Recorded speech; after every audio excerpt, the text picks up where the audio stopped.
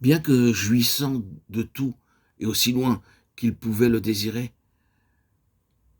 il y avait sans cesse une ombre à son plaisir. Il y avait quelque chose d'intérieur qui l'empêchait de se contenter de tous les biens qui se trouvaient en Égypte, tous les plaisirs qui étaient à sa portée. Il y avait en Moïse un sens de mécontentement, d'insatisfaction, qui était en réalité produit par le travail de Dieu en lui, afin qu'il ne soit pas satisfait par quoi que ce soit en dessous de son plein dessein. Moïse était peut-être incapable de définir ce désir étrange, mais cela lui permettait de percevoir que le tout de l'Égypte n'était d'aucune manière le tout de Dieu, et que l'Égypte ne pourrait jamais répondre à cet appel et à cette force procédant d'au-dessus et d'au-delà de lui-même. Cette force intérieure qui le poussait à délaisser ce qui était de ce monde pour être un pionnier de la voie céleste, ses yeux regardant vers le ciel et non sur la terre. Ce n'est pas une exagération, et ce ne sont pas que des mots, c'est scripturaire. Et c'est ce qui nous éprouve. Pour ceux qui sont appelés dans la pleine pensée de la voix de Dieu, sont plus hauts et sont meilleurs, cela sera ainsi pour nous-mêmes. Frères et sœurs en Christ, peu importera la popularité, la position dans le monde, la réussite, les moyens, les ressources à notre disposition, tout ce qui peut être à portée de la main. Bien-aimés, chers auditeurs, auditrices, si nous sommes véritablement appelés selon le dessein de Dieu, nous n'aurons pas de repos dans tout cela et nous serons insatisfaits et vides avec tout ce que peut nous offrir ce monde. Nous pourrions dire, sans hésiter, tout cela n'a aucune valeur. Il y a plus que tout cela. Éprouvons nos cœurs avec cela. Ce n'est pas de la fiction, c'est un fait. Il se peut que, par ces paroles aujourd'hui, cela vous parle de manière particulière. Vous pourriez avoir beaucoup en ce monde si vous en aviez le désir. Vous pourriez vous frayer votre chemin dans ce monde et jouir de ses plaisirs et de bien d'autres choses si vous l'aviez réellement décidé. Oui. Et peut-être auriez-vous été estimé et même avoir eu une situation dans ce monde religieux.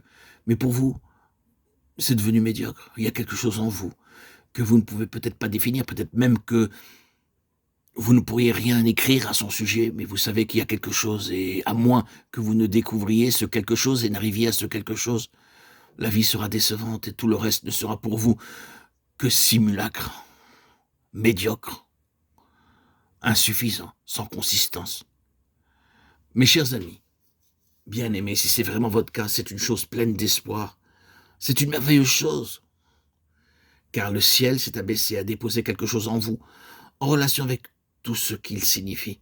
Oh, bien sûr, si vous n'avez pas perçu cela, vous serez satisfait par toutes sortes de choses moindres que celles-là. Mais prenez garde, car si vous pouvez demeurer ainsi, les conséquences seront terribles, car cela signifierait que tout ce qui implique cette puissante et divine signification céleste aurait échoué dans vos vies. Et cette œuvre a commencé intérieurement dans Moïse, le conduisant vers une crise bien définie, la crise du terrestre et du céleste. Et le Seigneur a des manières merveilleuses de produire cette crise. Vous savez, ce n'est pas toujours produit et introduit en nous lors d'une certaine extase, si c'est ce que vous recherchez, ni par la gloire d'une grande et lumineuse vision, l'enchantement de votre âme, une certaine expérience, probablement merveilleuse. Cela n'arrive pas toujours comme cela.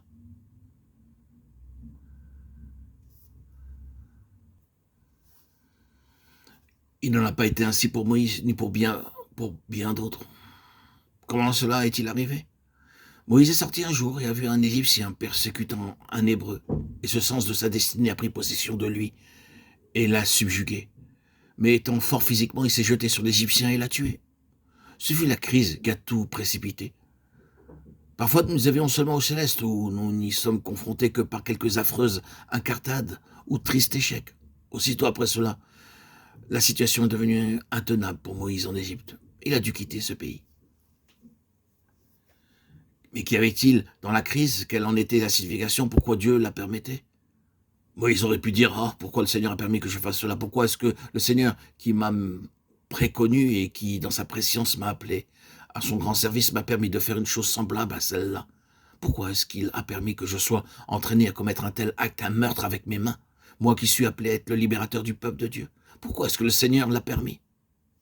Et la réponse aurait été, ce n'est pas la manière dont le ciel fait les choses. Moïse, Cela, c'est la manière dont le monde fait les choses. C'est la façon dont la chair fait les choses. Ce n'est pas la manière céleste de faire les choses.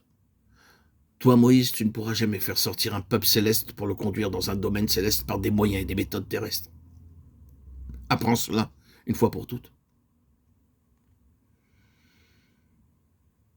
Cela peut sembler une manière terrible de régler la situation, mais la voilà, claire et sans détour. Ce peuple choisi dans ma préscience, et par un acte souverain, c'est avec le sens de cette destinée en toi-même qu'il sera libéré.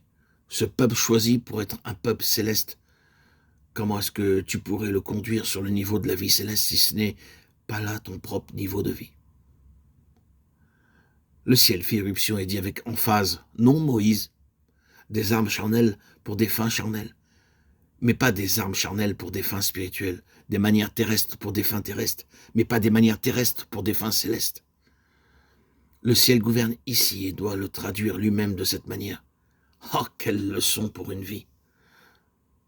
Maintenant, nul besoin d'avoir été un meurtrier, mais sans doute que certains parmi ceux qui m'entendent, auditeurs, auditrices, ont appris des leçons très profondes dans ce domaine.